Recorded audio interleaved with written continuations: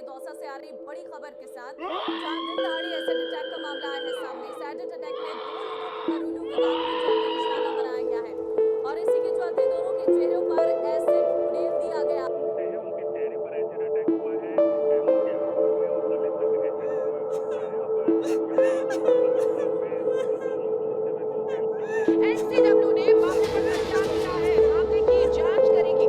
NCW की team पीड़िता से भी मिलेगी। एनसीडब्ल्यू की टीम, बड़ी खबर आपको बता रहे हैं, दिल्ली में एसिड अटैक मामले पर।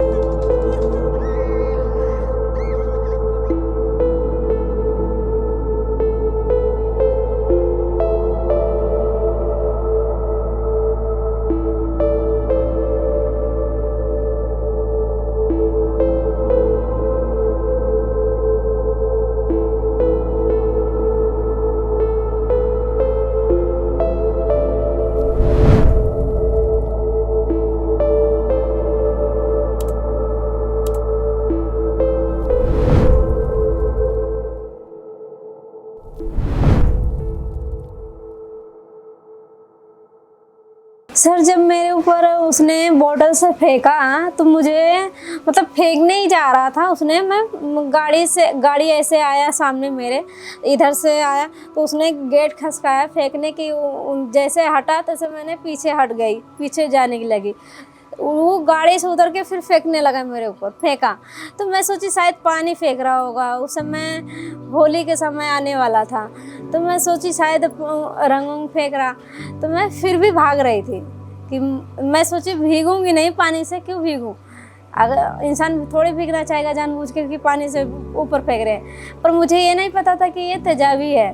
तो जब उसने डाला मेरे ऊपर, सर इतना बता नहीं सकती कितनी दर्द हुई। मैं तुरंत चिल्लाने लगी। दोबारा से जब फेंका तो मैं वहीं पर गिर गई। मेरी जो शॉल थी, शॉल पे गिरी तो वो पूरा गल गई, शॉल गल गई, वहीं पर गिर गई। इसके बाद जब उठी वहाँ से तो तीसरी बार फेंका उसने, मेरे पैर पे आया जब भागने लगी। कभी कभी गुस्सा इंसान को इंसान से दूर नहीं, इंसानियत से ही अलग कर देता है। एक छोटी सी बहस और उस गुस्से का नतीजा किसी और के जीवन पर अमृत की जगह जहर बनकर बरसा। एक पल का गुस्सा एक जिंदगी बर्बाद कर गया। चेहरा जला, सपने जले, पर हिम्मत नहीं। मतलब मैं घर में सो रही थी और उन्होंने पीछे की दीवार को कूद कर आए और ग्लास में एसिड मतलब उसमें डाला और उसके बाद मेरे फेस पे फेंक कर और पीछे के दरवाजे से निकल गए। तो मैं मतलब चीखने लगी, चिल्लाने लगी। फिर मम्मी उठ के आई, भैया उठ के आए। उसके बाद मतलब देखा तो मम्मी बोल रही हैं कि तुम्हें लाइट तो नहीं पकड़ लिया। तो मैंने मम्मी से बोला नहीं मम्मी, मतलब मुझको लाइट नहीं पकड़ा है, जैसे लग रहा है किसी ने मेरे ऊपर कोई दवाई फेंक दी है। तो फिर मम्मी भी रोने लगी और सारे कपड़े कट के चूने लगे। तो मतलब भैया को कुछ समझ में नहीं आया तो भैया ने एक कपड़ा लिया और मतलब मेरे सारे बदन को पोंछ दिया क्योंकि कट के एकदम चू रहा था सर। तो मतलब ये समझ में किसी को नहीं आया कि ये चीज़ है क्या। ना कभी एसिड के बारे में देखा था, ना सुना था और ना कभी जानती थी कि मतलब ऐसा भी एक क्राइम होता है। कभी कभी हमारी गलती कुछ ना होके भी हमें सज़ा मिल जाती है। आखिर क्या कसूर था उस 5 साल की बच्ची का जो बनी इतने खौफनाक मंजर का शिकार। जब मेरे ऊपर अटैक हुआ था तो जो मेरे बगल में पापा थे, रीज़न ये था कि मम्मी और जो दूसरे पापा थे ना उनके ऊपर डालने आए थे। तो मैं उनके साथ लेटी हुई थी तो मेरे और पापा के बीच में मतलब उनको डल गया। तो जो मेरे दूसरे पापा थे उनके मुंह के अंदर मतलब चला गया था, तो उनकी तो डेथ हो गई थी।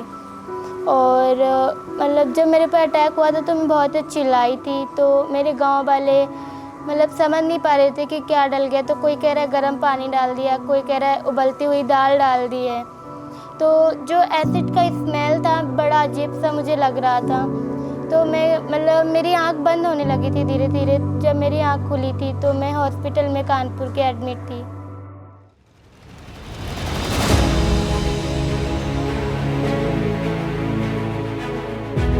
ये शेरोज़ हैंगआउट कैफ़े है। 2014 में शेरोज़ हैंगआउट की शुरुआत आगरा से हुई थी और 2020 में नोएडा ब्रांच ने एक नए शहर में नई सोच को जगह दी। यहाँ सिर्फ खाना नहीं मिलता, इंस्पिरेशन मिलता है। इनकी कहानियों में स्ट्रेंथ है जो किसी मोटिवेशनल बुक से ज़्यादा रियल है। ये कैफ़े एक सेफ स्पेस है जहाँ सर्वाइवर्स लीडर्स हैं और कस्टमर्स लर्नर्स। यहाँ का एक एक कप कॉफ़ी, एक एक स्माइल एक मैसेज देती है।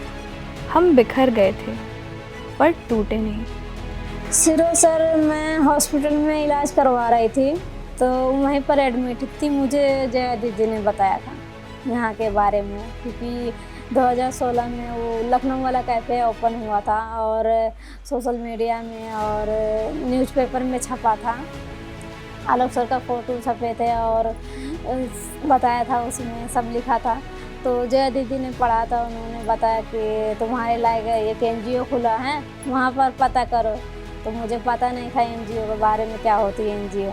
तो उनसे बोला आप पता करके देख लो। उस समय मेरे पास फ़ोन भी नहीं था कि मैं पता कर लूँ, और फ़ोन मुझे चलाने नहीं आती थी। गांव की लड़कियां कहाँ फ़ोन पाएंगी।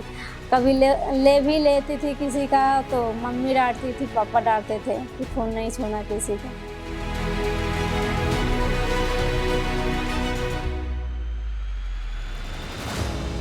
आज तो हम इतने अच्छे से चलते हैं, अपने आप को सब लोगों के साथ प्रेजेंट करते हैं और हमेशा सब लोग हमसे बातें करते हैं। तो मुझे भी अच्छा लगता है कि जैसे आम इंसान जीता है, आम इंसान की लाइफ है, वैसे मेरी भी है।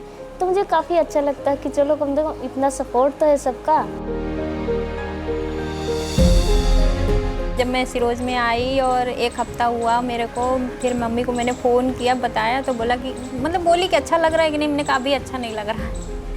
तो इसके बाद जब काफ़ी धीरे धीरे 15 दिन 1 महीने हुए, जब 1 महीने के ऐसे हुए, धीरे धीरे 5-6 महीने हुए, फिर जब मैं घर गई तो मतलब उनका अलग रिएक्शन था। और जब मैं उनके हाथ में पैसे रखे, सैलरी रखे, तो एक अलग खुशी थी उनकी। और बोली कि अब मुझे मतलब कोई दिक्कत नहीं है कि तुम कमा खा सकती हो। मुझे ये भरोसा हो गया कि तुम कुछ कर सकती हो।